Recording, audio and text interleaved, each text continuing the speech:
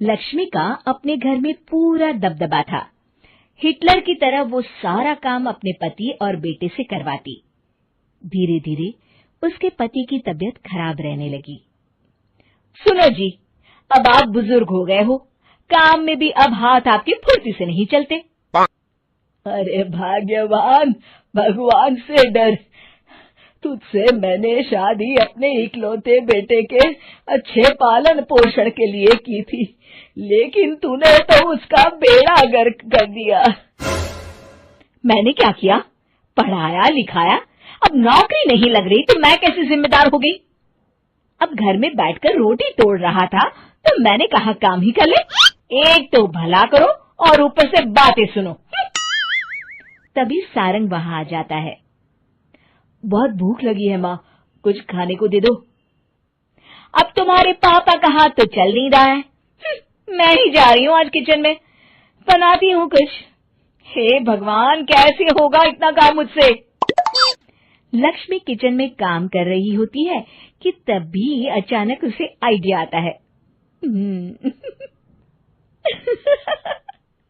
अरे मैं भी ना, अरे यहाँ तो फ्री की नौकरानी ला सकती हूँ मैं, फिर मैं क्यों खाना बना रही हूँ?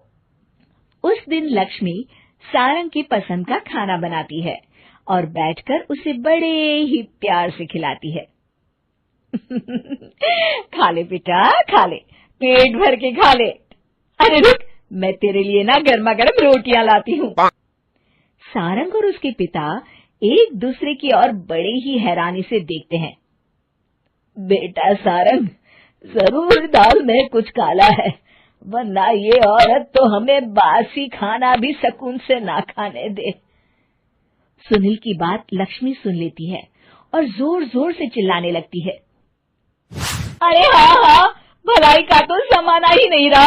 एक तो आग में खुद को जलाकर तुम लोगों के लिए खाना बना रही हूँ और ऊपर से तुम्हें दाल काली लग रही है।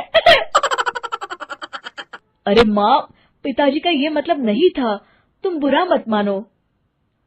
अरे हाँ बेटा, तू कहता है तो मान लेती हूँ। लक्ष्मी सारंग के पास बड़े ही प्यार से बैठ जाती है और फिर कहती है, बेटा मैंने ना तेरी शादी करने की सोच ली है।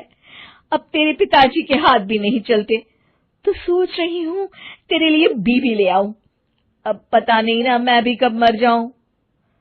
अब ऐसे भाग्य भी कहाँ है हमारे। क्या कहा? अरे हाँ, तुम तो चाहते ही हो कि मैं मर जाऊं, लेकिन मैं अपनी प्यारी बहू का चेहरा देखे बिना नहीं मरूंगी। हाँ माँ, शादी तो मैं कर लूं, लेकिन मैं नौकरी नहीं करता, फिर कोई क्यों देगा मुझे अपनी बेटी? अरे क्यों नहीं देगा बेटी? इतना बड़ा घर, खेल खलियान है, किस चीज की कमी है हमारे पास? जो आएगी राज करेगी, राज। हम तो ना कर पाए राज, ये बोलो कि एक और नौकर तुम्हारे पास आ जाएगा।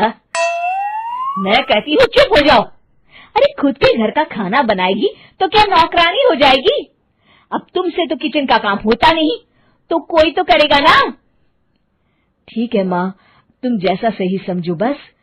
अब मेरी एक शर्त है, लड़की जो भी हो वो दिखने में कैसी भी हो या कहीं की भी हो, बस पढ़ी लिखी होनी चाहिए। अरे हाँ, ला देंगे पढ़ी लिखी बेटा, मैंने कौन सा काम करवाना है उससे। हाँ। और फिर एक दिन पास के गांव की ही रति से सारंग की शादी हो जाती है। रति दिखने में बहुत ही सुंदर थी, साथ ही साथ काफी पढ़ी लिखी थी। रति को लक्ष्मी के सौतेले होने की बात पता नहीं थी। शुरू में जब रति ने सारंग को घर का काम करते देखा तो हैरान रह गई। अरे ये तो अच्छी बात है कि आप घर का काम करते हैं, लेकिन मैं तो घर में ही हूं ना, आप क्यों कर रहे हैं जी? जाइए आप नौकरी के लिए अप्लाई कीजिए ना।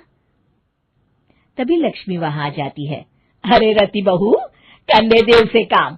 और हाँ, मेरे घर के कुछ नियम है, कायदे हैं, यहाँ बीच में ना ही बोलो तो तुम्हारे लिए अच्छा होगा। रति को लक्ष्मी की बात कुछ अजीब सी लगती है। वो समझ नहीं पाती है कि वो ऐसा व्यवहार क्यों कर रही है, लेकिन उसे लक्ष्मी के सौतेले होने के बारे में कुछ पता नहीं चलता है। फिर एक दिन तो हद ही हो जाती है।